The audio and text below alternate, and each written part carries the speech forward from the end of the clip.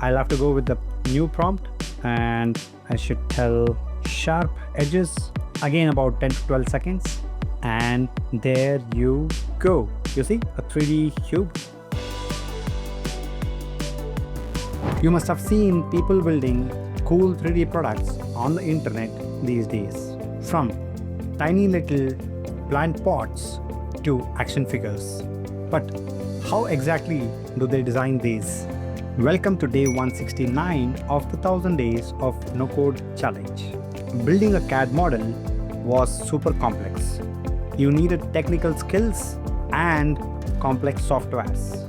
But what if I told you you could build 3D models with just plain English? Meet Zoo.dev's Text-to-CAD AI model, which helps you turn your text descriptions into 3D CAD formats.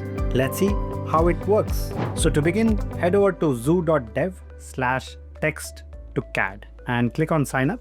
You have all the options from GitHub, Google, Apple, Microsoft, Discord. I would always go with Google. Select the account and click on continue. You have some profile settings, access tokens, onboarding process, activity logs, billing settings.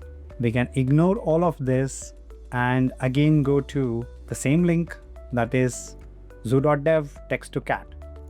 Okay, and then you have this button called start designing. Click on that and you have to give a prompt here. Now you can see here they have example prompts: 2 gears to reduce rotation speed to half, or a brick 8-inch long, 4-inch depth, 2-inch tall with chamfered edges. Now our team has also got a couple of prompts which I'm going to copy paste. So the first one is a basic cube with smooth edges. Click on submit and within a couple of seconds your 3D diagram is ready. Okay, there you go. We have a basic cube with smooth edges, right? You can see that. Now if I change this, I'll have to go with the new prompt and I should tell sharp edges, again about 10 to 12 seconds, and there you go. You see a 3D cube, right? Okay, I'll have to go with new prompt, add your prompt, click on submit. By the way, prompt is a round plate with a slightly raised edge. Let's see what it generates for us, and there you go, right? Okay, so actually it should maybe this way, slightly raised edge. A simple smartphone stand. Let's see this. We all might have been using one. Let's see what is the 3D model that it generates for us. Okay, how do we use this stand? Okay, could be like this.